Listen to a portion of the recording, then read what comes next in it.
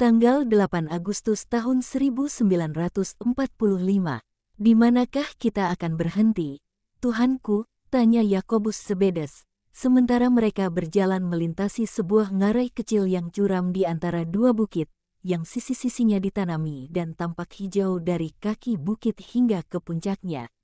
Di Bethlehem di Galilea. Tetapi sepanjang jam-jam panas kita akan berhenti di gunung yang mengatasi Meraba. Jadi saudaramu akan sekali lagi senang melihat lautan, dan Yesus tersenyum. Ia lalu mengakhiri, kita para laki-laki bisa berjalan lebih jauh. Tetapi ada pada kita para murid perempuan yang mengikuti kita, dan meski mereka tidak pernah mengeluh, janganlah kita terlalu melelahkan mereka. Mereka tidak pernah mengeluh, itu benar. Kita yang lebih cenderung mengeluh, Bartolomeus menyatakan persetujuannya. Dan lagi pula mereka kurang terbiasa dengan hidup seperti ini, kata Petrus. Mungkin itu sebabnya mengapa mereka melakukannya dengan senang hati, kata Thomas. Tidak, Thomas, mereka melakukannya dengan senang hati karena kasih. Kau bisa yakin bahwa baik bundaku maupun para ibu rumah tangga lainnya, seperti Maria Alpheus, Salome, dan Susana tidak dengan senang hati meninggalkan rumah mereka untuk menyusuri jalanan-jalanan dunia dan di antara orang banyak. Dan Marta dan Yohana, ketika juga Yohana nanti akan ikut, tidak terbiasa dengan kelelahan macam itu, dan tidak akan melakukannya dengan senang hati andai mereka tidak didorong oleh kasih. Sehubungan dengan Maria dari Magdala, hanya suatu kekuatan kasih dahsyat yang bisa memberinya kekuatan untuk menjalani siksaan ini. Kata Yesus, jadi, mengapakah engkau menyuruhnya untuk ikut, jika engkau tahu bahwa ini adalah suatu siksaan? Tanya Iskariot. Tidak ada gunanya bagi dia maupun bagi kita. Tak ada suatu pun selain dari perwujud nyataan tak terbantahkan yang jelas dari perubahannya yang bisa membujuk dunia. Dan Maria ingin membujuk dunia dengan itu. Perpisahannya dari masa lalu telah tuntas. Itu masih perlu dilihat. Terlalu dini mengatakannya, ketika orang terbiasa dengan suatu gaya hidup tertentu, maka akan sulit untuk berpisah dengannya. Persahabatan dan nostalgia membawa kita kembali kepadanya, kata Iskariot. Jadi, apa kau merasakan nostalgia dari masa lalumu? Tanya Matius. Aku, tidak. Aku hanya mengatakannya. Aku, seorang laki-laki. Aku mengasihi guru dan, singkat kata, dalam diriku aku punya unsur-unsur yang membantuku untuk teguh dalam tujuanku.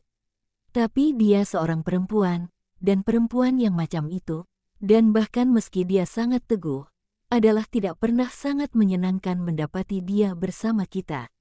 Andai kita bertemu para rabi, para imam atau kaum Farisi terpandang, kau dapat pastikan bahwa komentar-komentar mereka tidak akan menyenangkan.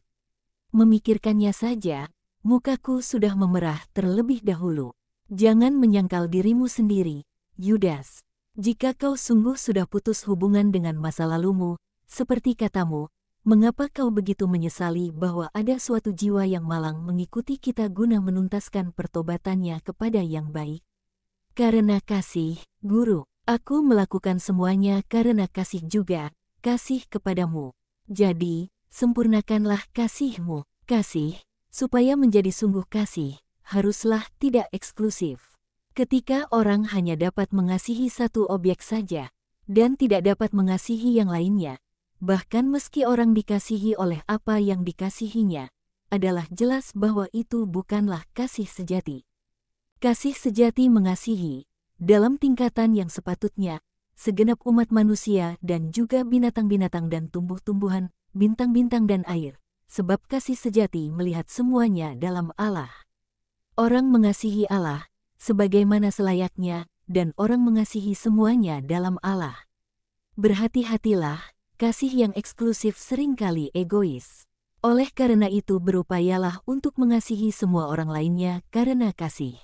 Ya, Guru, subjek pembicaraan sementara itu berlanjut di samping Maria bersama para perempuan lainnya. Dan Maria tidak menyadari bahwa dirinya menjadi penyebab dari perbincangan yang panjang lebar itu. Mereka tiba dan memasuki desa Yafia, namun tak seorang pun dari warganya yang menunjukkan adanya keinginan untuk mengikuti sang guru ataupun menahannya.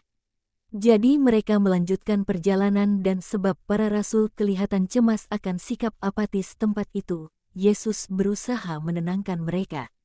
Lembah terbentang ke arah barat dan suatu desa lain dapat terlihat terhampar di kaki sebuah gunung lainnya. Desa ini, yang aku dengar disebut Meraba, juga acuh tak acuh. Hanya beberapa anak menghampiri para rasul sementara mereka menimba air dari sebuah sumber mata air jernih dengan bersandar pada sebuah rumah. Yesus membelai mereka dan menanyakan nama mereka, dan anak-anak menanyakan namanya, siapakah ia dan kemanakah ia pergi.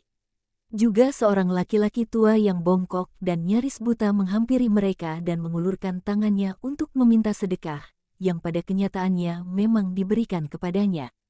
Mereka melanjutkan perjalanan kembali, dengan mendaki sebuah bukit, yang terbentang di sebuah lembah, ke dalam mana mengalir sungai-sungai kecilnya, yang sekarang mengering menjadi tetesan-tetesan air atau bebatuan yang kering panas terbakar matahari.